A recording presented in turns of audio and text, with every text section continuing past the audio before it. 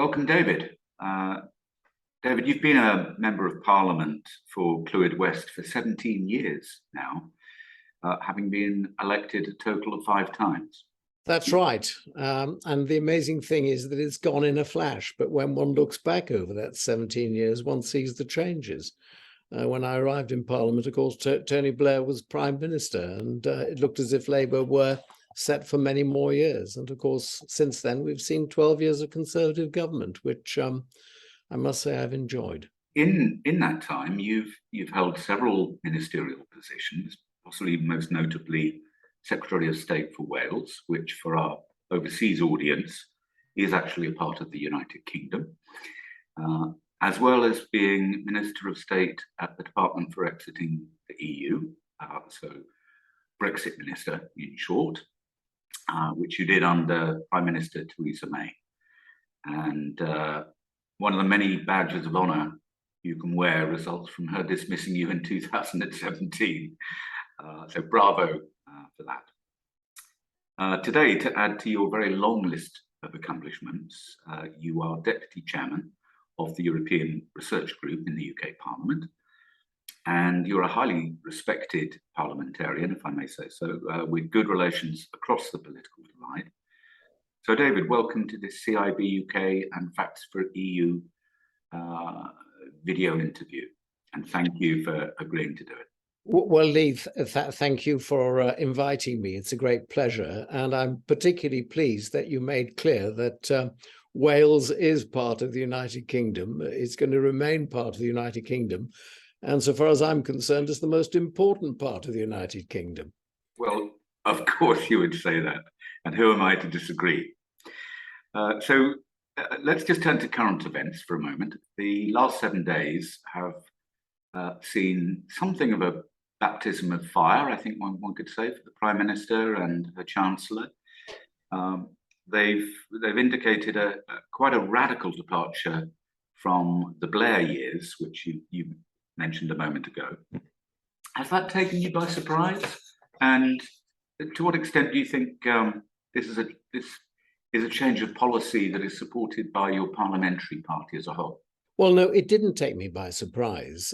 In fact, Liz Truss, throughout her leadership campaign, and I was part of that campaign, made absolutely clear that she was going to reverse the tax increases that had been imposed by Rishi Sunak when he was Chancellor. She made it clear that she was going to reverse the 1.25% national insurance contribution increase. And she was also going to reverse the proposed increase in corporation tax. So really, it should have taken nobody by surprise that she was going to be a radical tax-cutting Prime Minister with a radical tax-cutting Chancellor. I think that what did cause surprise was the extent to which they announced their intention to cut taxes. I think it was the level of tax cuts that caused the surprise. And of course, for a few days, we've seen some market turbulence in the UK. As I speak, that appears to be settling down. And again, as I speak, and I make the point of saying it's as I speak, because of course it is a very dynamic situation. But more or less all the losses in the value of the pound against the dollar have been recouped. So it would appear that the markets are getting used to the tax cutting proposals. That, of course, is only part of what Liz Truss and Kwasi Kwarteng want to do. What they also want to do is to have significant supply side reforms. And we're going to be seeing more details of that in November. For my own part, the slight criticism I would make is that that announcement is not going to be until November. I would like something far sooner to be done, so at least the markets can get the full picture of the extent to which Liz is a tax reforming Prime Minister. What do you think the rest of your party, your colleagues, how do you think they're feeling about this at the moment? Well, I guess that it's going to be a mixed picture. I would suggest that some of those from the radical right, and I would include myself in that, would like me, not be entirely surprised that this is what she's doing. There may be some other colleagues, most particularly those in the so-called red wall seats, who arrived in 2019, who, for quite reasonable reasons, may be concerned as to the impact that it will have. And I think that this is the next point that I want to make about these proposals. Again, if I have a word of criticism, it is that there needs to be far more communication of the extent of these reforms. And I would strongly urge Liz now to make it an absolute priority of getting that message pumped out professionally and continuously as to why this is being done, so that people can understand that the alternative would have been a period of stagnation coupled with high inflation, which is a state of affairs that we really last experienced to any extent in the 1970s, and which we wouldn't want to return to. And if you had to summarize what you see as being the benefits of this approach, what would they be? Well, I think that there are many benefits. One of the things, of course, that's going to happen is that it's less likely that we will have that period of stagnation that was forecast by the OECD in its most recent forecast for the UK. We will see growth returning to the UK economy, and we should, I hope, ride out the storm that we are still seeing right across the continent of Europe as a consequence of the pandemic, coupled with what's happening in Ukraine at the moment and the pressure upon energy prices. Really doing nothing was never an option. But what we do need to do is to explain precisely why it's being done. And that is, I think, the next challenge and the next imperative for the Prime Minister and her government. I saw Lord Frost wrote a piece in the press this morning about just that very same topic. I don't know if you noticed, but the ONS has just announced that Q2 was growth, not falling back as they originally predicted. Yes, it was predicted that there was going to be a recession. We're not technically in recession. It was predicted that, for example, the impact of the public holiday for the Queen's funeral would have an impact. The fact that we have got some slight growth, I think, is good and optimistic, but we need to build upon that. And I think that the fiscal statement proposals do build upon that and give us more scope for growth in the months and years to come. Let's turn to the EU, a subject which both of us have been engaged on for some time. Let's talk about Northern Ireland and the protocol. Do you think the Prime Minister is brave enough to call the EU's bluff on that? I think she has to. And in fact, one thing I would commend her for, in particular during her period as Foreign Secretary, was the fact that she grasped the whole issue of the Northern Ireland Protocol extremely quickly after David Frost's resignation. And she made absolutely clear that she was going to address it. And the consequence of that was the Northern Ireland Protocol Bill, which completed its passage through the Commons remarkably quickly just before the summer recess. I think that there's no doubt that Liz fully understands that we can't have part of our own country with semi-detached status. It's not good for Northern Ireland, but it's not good for the rest of the country either. It means that we can't carry out the reforms that we want to carry out because EU legislation and EU regulations continue to prevail to a large extent in Northern Ireland. So until such time as that is addressed, we're not going to see the benefit of the freedoms that we should be reaping as a consequence of Brexit. So I think that she understands that, and I'm pretty sure that she intends to carry on with the process of extricating Northern Ireland from the EU via the Northern Ireland Protocol Bill. Let's assume for a moment you're Prime Minister. How would you handle EU-UK relations from this point on? What would be your priorities? For a while, I was actually responsible for doing just that when I was in the Department for Exiting the European Union. I think it's very important that there should be mutual respect. It was always perfectly reasonable that the United Kingdom should exercise its treaty right to leave the European Union if it wished to do so.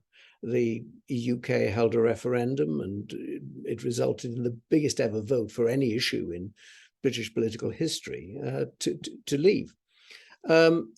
I recall that when I was in the Indexu, there was a kind of shock on the part of the European Union that any member state should decide that it wanted to leave. I would hope that now, over 6 years later, that trauma has subsided on the EU side, that it understands at a time when the whole continent is threatened by an aggressive Russia, that we need to do far more to cooperate, and that squabbles of the sort that we really should have resolved by now, and I think, frankly, in reality, have largely been resolved by the Trade and Cooperation Agreement, shouldn't be a bar to going ahead and doing other things together. And I think that the Northern Ireland Protocol is the last obstacle to that happening. The EU must surely appreciate, I would suggest, that the protocol was always intended to be a temporary arrangement anyway. We have put forward proposals, I believe, that would result in the EU's internal market being protected, and similarly the UK's internal market being protected.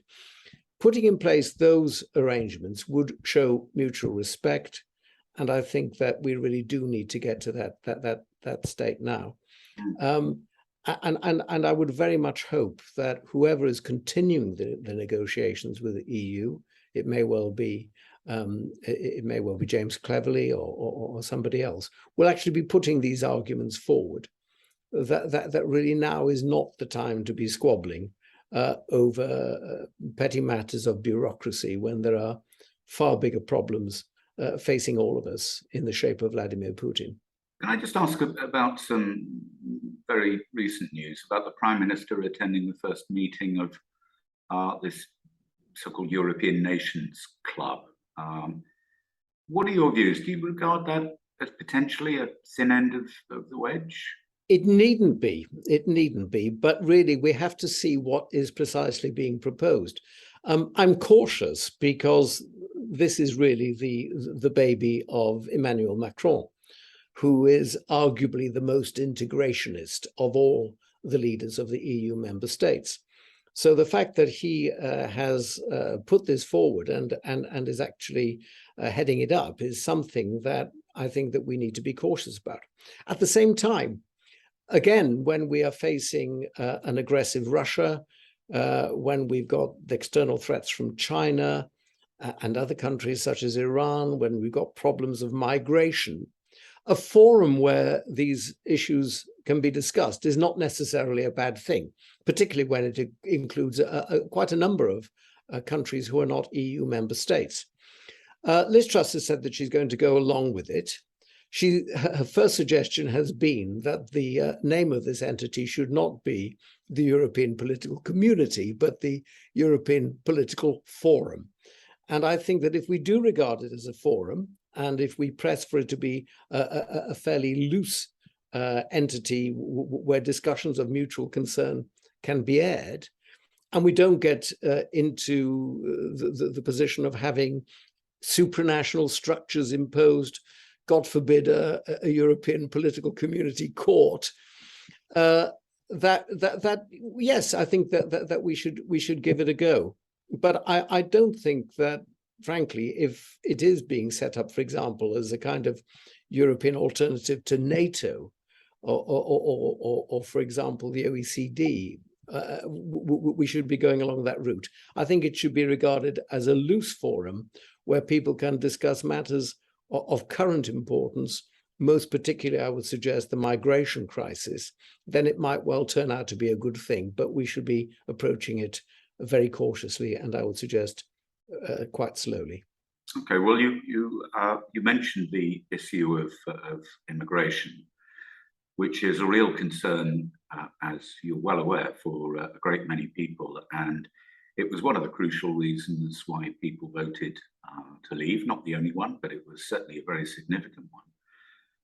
And yet we've got the Prime Minister and Chancellor both talking about potentially relaxing working visa regulations, which doesn't really seem to take us towards the managed immigration that people were expecting. What are your views on that? Well, I think we have to recognize that there is a significant labor shortage in this country. We've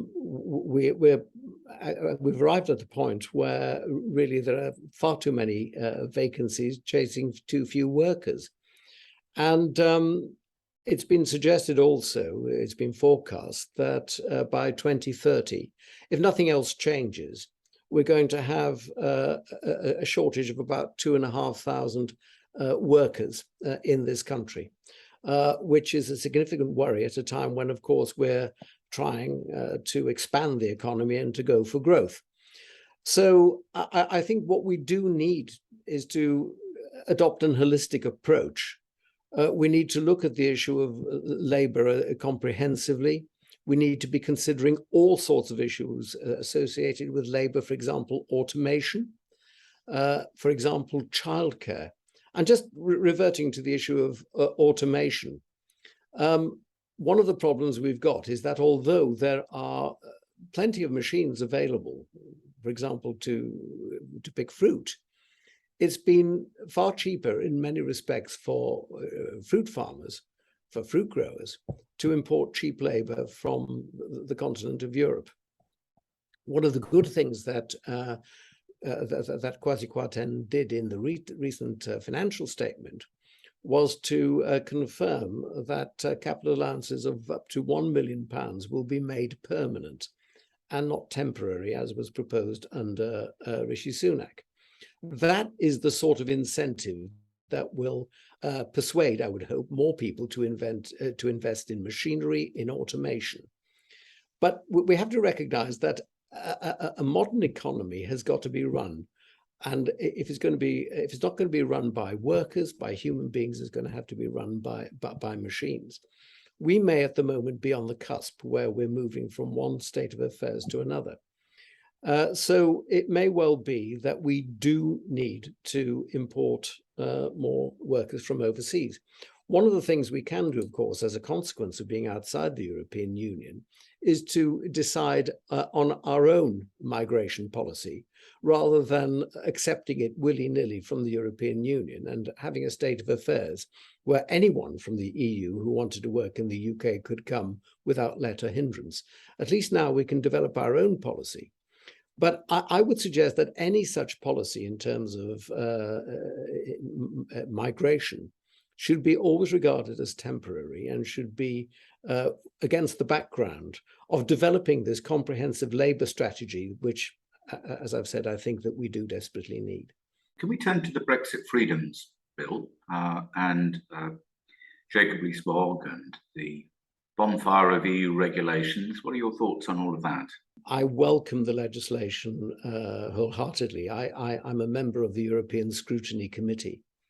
And we're in course of doing an assessment of the number of regulations that we inherited. It's quite hard to count, but it looks as if there are around 2,000 to 3,000 separate pieces of legislation that we've inherited.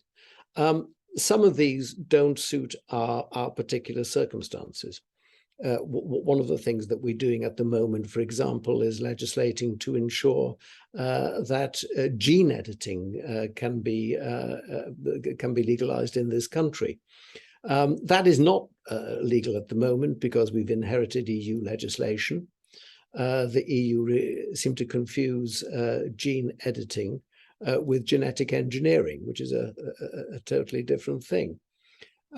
We are, as a consequence of EU membership, bedeviled by the precautionary principle, which has held back innovation. I mean, frankly, if Orville and Wilbur Wright had been subject to the precautionary principle, they would have been still sitting on the tarmac 10 years later in Kitty Hawk. So these are things that we need to do. And if we're going to realize the benefits of Brexit, which is essentially a far more innovative economy, that relies upon the flexibilities of the common law rather than the straitjacket of EU law, then we have to sweep those away. And I'm particularly pleased that the bill proposes that there should be sunset provisions which provide that they have to be swept away by the end of 2023 unless there's a compelling reason for keeping them. This will be concentrating the minds of officials right across Whitehall. It will be a big exercise for them, but at the end of the day, they'll feel better for it. So I welcome it without reservation. Let me just pick you up on that, if I may, because you held a very important ministerial position. There's a lot of talk about the reluctance of the senior elements in the civil service, senior officials, to embrace Brexit. Do you have any thoughts on that from your direct experience? Well, I was fortunate to be a minister in the Department for Exiting the European Union, where all the officials were volunteers. There were people across Whitehall who decided that they wanted to work there. And I think that they realized the importance of what was happening and they wanted to be part of history, which is what they became. So I never had any problems with officials. I think the importance is that every department should have a strong minister who is prepared to persuade any reluctant officials that really what they want them to do is what counts and not what they feel about EU membership or about Brexit. And it's the strength of the minister combined with the permanent secretary of the relevant department that are the crucial factors. And if that relationship can be got right, then the civil service will deliver whatever government wants it to deliver. Let's just turn to politics now as my penultimate question. When do you think the next election is going to take place? It's going to take place before January 2025. And it's very, very hard to put a firmer date on that. The received wisdom is that it's going to be held in May 2024 because elections are usually held in May. That, frankly, depends on how well the government is doing and how well it perceives how good it perceives its chances to be. As you know, the Fixed Term Parliaments Act has now been swept away. That was a particularly regrettable legacy of our coalition with the Liberal Democrats, and it didn't work. It is now in the hands of the Prime Minister. She will be the person who decides when the election takes place. My suspicion is that if it's not going to be in May of 2024, then it may be about 4 months later in the early autumn. And as things look at the moment, the opinion polls are not particularly in your favour, are they? Do you think that's going to turn around? Do you think it's possible for Liz Truss to get the turnaround in time? I have no doubt at all that she can turn it around. In fact, the opinion polls are oscillating with the same frequency and as alarmingly erratically as the financial markets at the moment. And I think that when people have a clearer picture of what is proposed in Liz Truss's reforms, then those polls will settle down too. And that brings me back to the point that I made a while ago. It is very, very important at a time when a government is producing and pursuing radical reforms to make sure that those reforms are properly communicated to the electorate. And that, I think, has got to be Liz's priority now. There's got to be a communications exercise to help people fully to appreciate what is happening, why it's happening, and what the potential benefits are. And I think if she does do that, then she has every prospect of winning the next general election. And I very much hope that she does. If she doesn't, I know you don't necessarily want to accept that proposition, but were she not to win, and if Labour came in with, let's say, a coalition with the Lib Dems or something like that, what would be do you think, the consequences for Brexit? Well, I think that they could be very troubling. I mean, it's perfectly clear that, for example, Keir Starmer was never a fan of Brexit. To be in bed with the Lib Dems and maybe even, God forbid, with the support of the Scottish nationalists, you would then have a government that would be clearly attempting to dilute Brexit as much as possible.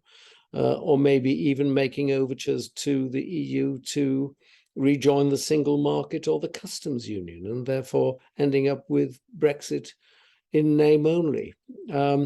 So I think people have to understand that Brexit was never going to be an overnight affair. We're still living, frankly, through a revolutionary period in our history. And I think it will only be when we have the benefit of hindsight, maybe even in 50 years' time, we realize just the extent to which the revolution we are living through is changing the face of Britain. The British people did a very remarkable and brave thing back in 2016. They were told by the entire establishment that they should not vote to leave the European Union, that we would be weaker and poorer and of less international influence than we were within it. That's been proven already to be wrong. And it would be an absolute tragedy if people who, frankly, never wanted it to happen in the first place were to have control of the levers of power again. It would be disastrous. And bear in mind, that vote was a one-off. It would never be allowed again. There is no way that the European Union would admit the UK and allow it to leave at some further time in the future. That would not be allowed. They bitterly regretted the provisions of Article 50 of the Treaty on European Union, and I'm pretty sure that they'd make sure that that was not perpetuated in any future treaty that we had to enter into. So it's a big deal.